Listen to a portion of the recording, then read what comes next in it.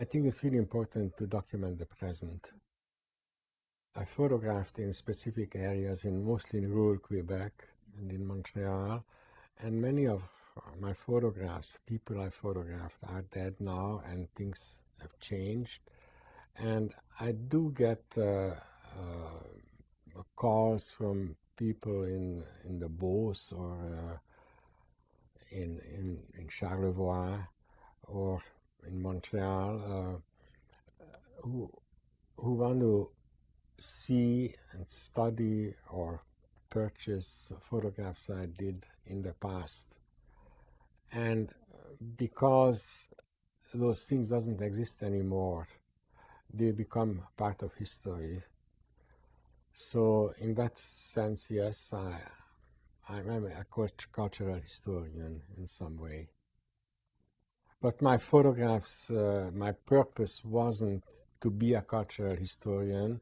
I photographed those things because they interested me, because of a person's expression or a person's history, and things that really interested me. I photographed them, and then they became historical.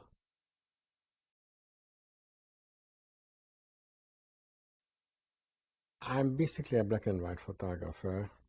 I used color when I worked at Office de Film for my job, when I was photographing paintings or certain things in color, but personally it never interested me.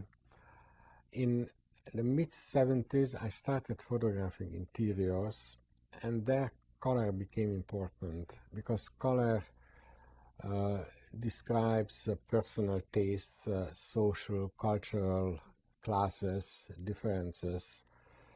So that's one thing I did in color. And then in the 80s, I started photographing colored signs on the street, lit up signs, because I was interested in signs generally. And I photographed them at dusk because I was also interested how the sign is incorporated in the building.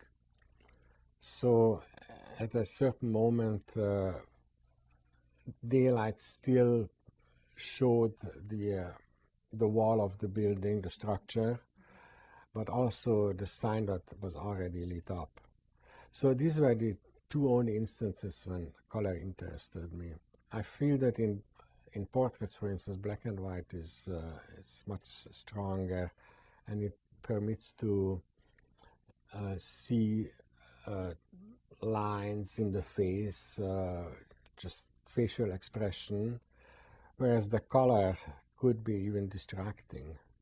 You know, color might show in some instances skin blemishes, which are really not important.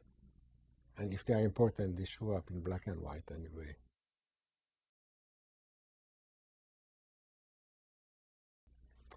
The reason is that I got interested in Charlevoix because I did many trips at Office de Film de Quebec in the countryside to photograph, for instance, in agriculture, farmers. And I got very much interested in the lives of these people and the surroundings, the architecture. So in 1970, I decided to go to Charlevoix, Île-aux-Coudres, and I did not an awful lot of research. I read a book and a few tourist guides, and I just went with an open mind, an open eye, and started photographing. I was lucky enough on Île-aux-Coudres to be introduced to to people on the island thanks to the owner of the motel where I stayed. I had my Polaroid camera with me, so I took these 4x5-inch Polaroid photos, and people were really surprised because they've never seen Polaroid that size.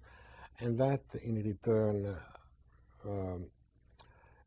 gave me entrance to to families' homes, to houses, because they call their cousins, that there's this photographer. Would you allow him to go into your house and take your picture?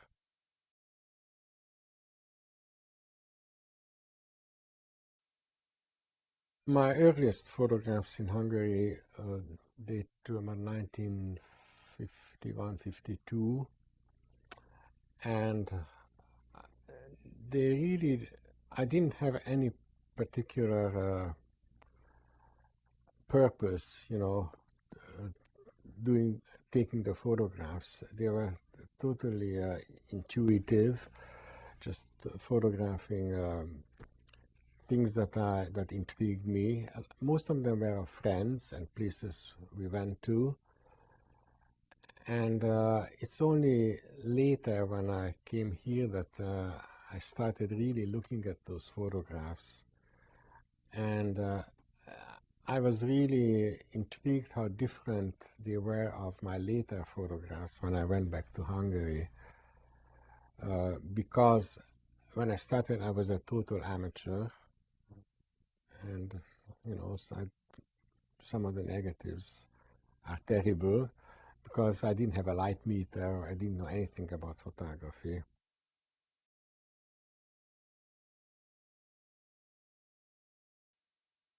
When I went back first time in 1980, which was 24 years after, first my main interest was to go back and photograph the people I've known. It was really fascinating to see how they aged. And then I was also trying to find the different places, apartments where we lived, because we moved a number of times. So that was really a process or an adventure in memory. We were talking about memory before, but this time memory or nostalgia really was important. By that time in 1980, I was an experienced photographer, and I picked up certain photographic styles by looking at the work of American photographers here. So visually, the photographs became quite different.